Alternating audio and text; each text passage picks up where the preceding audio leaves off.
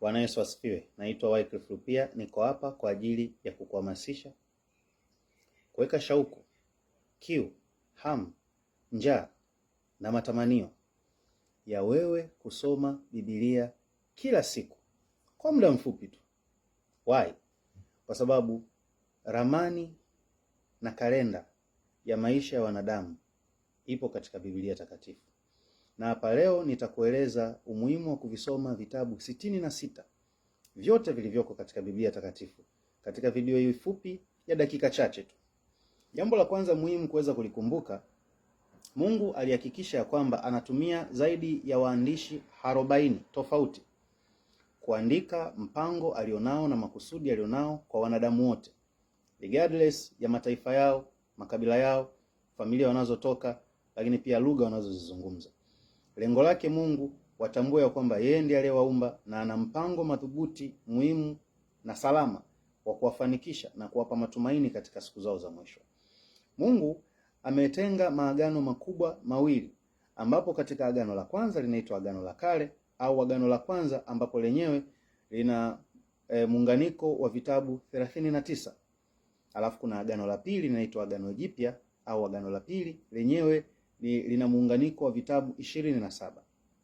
Kwenye agano la kale, katika vitabu vile 39, kuna kundi la kwanza la vitabu linaloitwa vitabu vya sheria au vitabu vya Torati, ambapo nazungumzia kitabu cha Mwanzo, kitabu cha Kutoka, kitabu cha Mambo ya Walawi, kitabu cha Hesabu, alafu kitabu cha Kumbukumbu ya Torati, mwandishi akiwa Musa, mtumishi wa Mungu. Vitabu hivi vinaeleza juu ya historia na mwanzo wa vitu vyote katika uumbaji isipokuwa Mungu, na mpango wa Mungu juu ya kumfanikisha mwanadamu na kumrejesha katika makusudio yake, akilitumia taifa la Israeli kama pilot project, kama mfano ili aweze kutimiza mapenzi yake kwa ulimwengu mzima. Alafu kundi la pili la vitabu mara baada ya hivyo vitano ni vitabu 12. Hivi ni vitabu vinavyoitwa vitabu vya historia. Ni vitabu ambavyo vinakuja mara baada ya vile vitabu vya kwanza vya sheria. Hapo unazungumzia kitabu cha Yoshua, unazungumzia kitabu cha Waamuzi, alafu unazungumzia kitabu cha Rutu. Kitabu cha Rutu kimeonyesha juu ya ukoo wa Daudi, kwa maana ya babu yake Daudi ambaye alikuwa anaitwa Boaz, ambaye alikuwa ni baba yake na mzee Yese, ambaye mzee Yese alimzaa Daudi.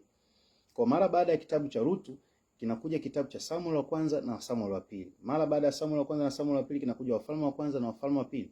Kinapoisha Wafalme wa pili inakuja Nyakati wa kwanza na Nyakati wa pili. Mara baada ya kumaliza Nyakati wa kwanza na Nyakati wa pili, kuna vitabu vitatu vyenye uwiano na vya watu ambao walikuwa wanahusiana kwa karibu, na matukio yaliokuwa yanatokea katika vipindi vyao yalikuwa yanakaribiana. Hapo nazungumzia kitabu cha Ezra. Ezra ambaye alikuwa ni kuhani wa Mungu, ambaye alihusika katika usimamizi wa hekalu la pili la Yerusalemu mara baada ya kutoka utumwani au uhamishoni Babel. Alafu kitabu kingine kinaitwa kitabu cha Nehemia. Huyu alikuwa ni mtu ambaye alikuwa ni mfanyakazi katika ufalme ambao Israel walikuwa huko utumwani. Alikuwa amepewa nafasi ya kusimamia ukuta na ujenzi wake wa Yerusalemu mara baada ya kubomolewa katika kipindi kile cha mwaka wa 586 chini ya mfalme Sedekia. Alafu kitabu cha mwisho katika hivi vitabu 12 cha vitabu vya kihistoria kinaitwa kitabu cha Esther, ambacho chenyewe kinaelezea jinsi Mungu anavyoweza kuwasaidia watu wake katika saa na mazingira yasiyotarajiwa. Kwa hivyo ni vitabu 12, vitabu vya historia. Mara baada ya kumaliza vitabu hivi vya historia 12, kuna kuja kundi la tatu la vitabu vya Agano la Kale ambavyo vinaitwa vitabu vya mashairi, kwa maana ya nyimbo za mashangilio.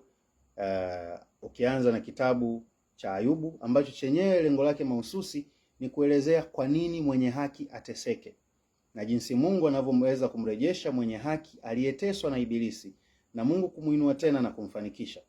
Alafu kuna kitabu kingine kinachoitwa Zaburi. Mara baada ya Ayubu kinakuja Zaburi. Mara baada ya Zaburi kuna kuja kitabu cha Mithali. Mara baada ya Mithali Mhubiri, na mara baada ya Mhubiri Wimbo Ulio Bora. Kumbuka kitabu cha Ayubu kinapoelezea juu ya mateso ya mtu anayempenda Mungu, lakini kitabu cha Zaburi chenyewe kinaelezea nyimbo mbalimbali za mashangilio na msaada wa Mungu kwa mtu wa Mungu wakati wa mateso. Pamoja na shuhuda mbalimbali za jinsi Mungu anavyoweza kumsaidia mtu. Alafu kinakuja kitabu cha Mithali ambapo chenyewe kinaelezea juu ya elimu, maarifa, ufahamu na hekima za maisha haya, jinsi ya kufanikiwa katika maisha haya, na msingi wake ukiwa ni kumcha Mungu. Lakini kitabu kingine kinaitwa Mhubiri. Mhubiri bwana, hiki kitabu dhima yake kubwa sana. Mambo yote ni ubatili bila Mungu, na ukiwa na Mungu mambo yote yana maana, lakini bila Mungu mambo yote ni ubatili. Alafu kitabu cha mwisho katika hili kundi la tatu au vitabu vya mashairi ni kitabu kinachoitwa Wimbo Ulio Bora. Kinaashiria na kuonyesha upendo wa Mungu kwa watu wake. Iko ni kitabu cha Suleiman, iko pamoja na Mhubiri pamoja na Mithali. Zaburi zikiwa nyingi za Daudi, zaidi ya Zaburi 71 na zingine wakiwa wameziimba watu wengine. Alafu Ayubu, mhusika mkuu akiwa Ayubu. Hilo ni kundi la tatu, lakini kundi la 4 la vitabu linaitwa vitabu vya manabii wakubwa. Hawaitwi manabii wakubwa kwa sababu ya ukubwa au ukuu, bali ni kwa sababu ya idadi ya maandiko yalivyokuwa mengi walioyaandika, au idadi ya nabii nyingi walizozitoa na zikanakiliwa. Hapa nazungumzia kitabu cha Isaya. Hapa nazungumzia ambacho kina zaidi ya sura 66. Hapa nazungumzia kitabu kina sura 66. Hapa nazungumzia kitabu cha Yeremia ambacho kina sura 53. Alafu Yeremia na kitabu chake kingine kidogo kinachoitwa Maombolezo. Alafu unapomaliza hiko kuna kitabu kingine kikubwa sana kinaitwa kitabu cha Ezekiel. Ezekiel ameandika kitabu ambacho kina sura 48 na kina nabii nyingi sana. Hawa wanaitwa manabii wakubwa, wenyewe wana vitabu 5. Lakini pia wa mwisho nabii mkubwa anaitwa Daniel. Yeye kitabu chake kina sura 12. Kitabu pia kikubwa na kimejaa nabii nyingi sana za siku za mwisho. Kwa hiyo hawa manabii wakubwa vitabu vyao viko 5. Na wao wametoa unabii mwingi sana kuhusu habari za siku za mwisho, mpango wa wokovu wa Mungu na kuwarejeza watu katika makusudi yake. Pamoja na mambo ya siku za mwisho. Alafu kundi la 5 la vitabu hivi vya Agano la Kale, hivi 39, viko 12, vinaitwa vitabu vya manabii wadogo. Udogo wao sio umri au sio upako, bali idadi ya maandishi au maandiko walioyaandika kuwa ni machache. Hapo unaanza na nabii anaitwa Hosea, alafu Yoel, katikati hapo kuna vitabu 8 mpaka umfikie Zekaria pamoja na Malaki. Hao wanakamilisha vitabu 12 na vile vya kwanza 5 na vile vingine 12 na vingine na vile vingine 5 na vile tena vingine 5. Kwa ujumla unapata vitabu 39. Kwa maana ya 12 manabii wadogo, 12 vitabu vya historia, hivyo ni vitabu 24. 5 vitabu vya sheria, alafu 5 vingine vitabu vya mashairi, alafu 5 tena vingine ni vitabu vya manabii wakubwa. Kwa 5 mara 3 15, ukijumlisha na 24, vitabu 39, umemaliza Agano la Kale. Rahisi kiasi hiko. Na mambo utakayoyapata hapo pesa haiwezi kukupa. Tumaini unalolipata hapo katika Mungu halisemekani. Ufahamu unaoupata hapo hakuna mtu akukudanganya.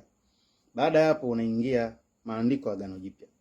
Uzuri wa maandiko ya Agano Jipya, vitabu vyake ni vichache. Kwa maana ya unapovisoma vina wepesi sana wa kuvielewa kwa sababu ulishaanza Agano la Kale. Na ushauri wangu, usipende kuanza kusoma Agano Jipya kama hujawahi kusoma Agano la Kale. Ukitaka kulielewa sana Agano la Kale, hakikisha umewahi kwanza kulisoma Agano la Kale. Ukitaka kulielewa sana Agano Jipya, anza na Agano la Kale. Kwa sababu Agano Jipya ni muendelezo wa Agano la Kale, nini kilitokea. Na ukitaka kulielewa sana Agano Jipya, soma Agano la Kale. Na ukitaka kulielewa sana Agano la Kale, soma Agano Jipya. Lakini siku zote anza mahali ambapo unatakiwa uanze. Anza na Agano la Kale, nenda kwenye Agano Jipya. Kuna vitabu 4 vya kwanza vinaitwa vitabu vya Injili. Injili ya Mathayo, Injili ya Marko, Injili ya Luka, alafu inakuja Injili ya Yohana. Japo Injili 3 za kwanza zinaitwa Injili za Kisynoptic, yani zenye mlengo unaofanana. Na urahisi, hivi vitabu sio virefu sana. Kitabu cha Mathayo tu kina sura 28, kitabu cha Marko kina sura tu 16. Kitabu cha Luka kina sura tu 24, kitabu cha Injili ya Yohana kina sura tu 21. Utashindwa kweli kusoma? Unasoma na kwa siku moja unaweza kukuta ukavisoma hata vitabu 2 kama wewe unapenda kusoma. Na hata kama huwa huna hiyo tabia ya kupenda kusoma, ukishaanza kujizoeza utajikuta kwamba unavisoma tu katika hali rahisi. Ukishamaliza hivi vitabu 4 kati hivyo 27 vya Agano Jipya, kuna kitabu cha 5 kinachokuja kinachoitwa kitabu cha historia ya kanisa. Yaani jinsi kanisa la Mungu lilivyoanza. Kinaitwa Matendo ya Mitume.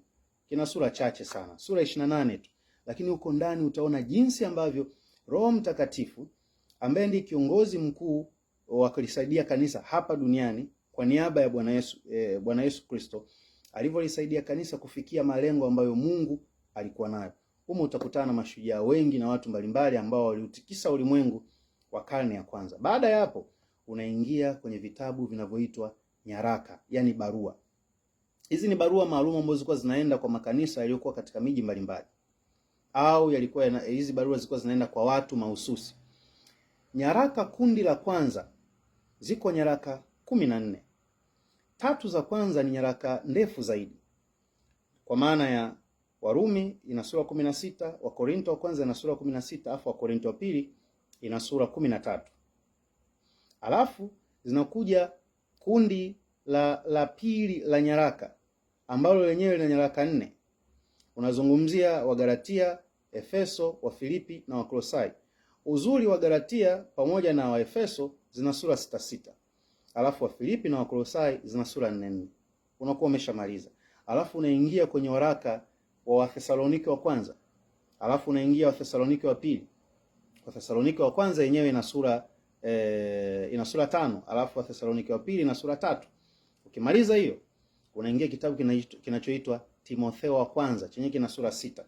Alafu unamaliza hiyo, unaingia Timotheo wa pili chenyewe kina sura 4 tu.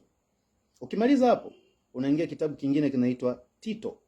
Ukimaliza Tito chenye sura 3, unaingia kitabu kifupi mno kinaitwa Philemon, kina sura 1. Hiki kitabu cha Timotheo wa kwanza, Timotheo wa pili, Tito pamoja na Philemon zinaitwa nyaraka za kichungaji. Hizi ni barua mahususi zilizoenda kwa viongozi wa makanisa ambao wanachunga na kulea watu ambao wamemjia Yesu Kristo. Ukimaliza hivi vitabu, unakuja na kukutana na kitabu kinachoitwa Waebrania. Waebrania chenyewe kina sura zisizozidi 13. Waebrania ni kitabu muhimu na kizuri sana, na ni kitabu ambacho kinatoa connection nzuri na fasiri nzuri ya Agano la Kale kuja katika mtazamo wa Agano Jipya. Kitabu cha Waebrania, na of course kiliandikwa kwa ajili ya Waebrania ambao walikuwa wameokoka, ambao walikuwa wanachanganyikiwa kujua namna ya kumwamini Mungu na kuhesabiwa haki kwa njia ya imani, kinyume cha sheria na matendo ya mwili ambao ndio utamfanya mtu aweze kuhesabiwa haki. Alafu sasa unakuja kundi la mwisho la nyaraka. Hapo unaanza na Yakobo, ina sura 5. Alafu unakuja Petro wa kwanza na Petro wa pili. Petro wa kwanza ina sura 5 na Petro wa pili ina sura 3. Alafu unakuja nyaraka za Yohana Mwinjili ambaye ameandika Injili ya Yohana, ile Injili ya 4. Yeye ameandika waraka wa kwanza una sura 5. Waraka wa pili una sura 1 tu. Amemwandikia mama mmoja hivi mzee. Alafu waraka wa 3 wa Yohana una sura 1 pia, amemwandikia mzee mmoja anaitwa Gayo. Ukimaliza hapo, unakutana na waraka mmoja mfupi kabisa wa ndugu yake Bwana unaitwa Yuda, kama vile Yuda ambaye ndugu yake Bwana, kama vile alivyo Yakobo ambaye ndugu yake Bwana. Ina sura 1 tu na ina mistari michache, lakini heavy, itabadilisha maisha yako. Ukishamaliza hapo, umebaki na kitabu kimoja tu, The Revelation of John, kitabu cha ufunuo wa Yohana. Kitabu cha ufunuo wa Yohana chenye kina sura 22 tu. Sura 11 za kwanza zinaelezea mambo ya msingi sana, na sura 12 na sura 11 za mwisho zinaelezea mambo ya msingi sana. Kwa mfano, kuna mstari ule wa 17 sura 22 unasema, Roho na bibi harusi wasema njoo, na kila asikie na aseme njoo, na kila aliye na kiu aje, na kila aliye na kiu aje atwae maji ya uzima bure. Nimeparaphrase tu. Mungu akusaidie, akuwekee kiu ndani yako wakati unaweka maazimio na matamanio ya kusema lazima nisome Biblia katika maisha yangu, nimjue Mungu na uweza wake, nitembee naye, nifanikiwe hapa duniani na niwasaidie watu wengine ambao bado hawajamjua.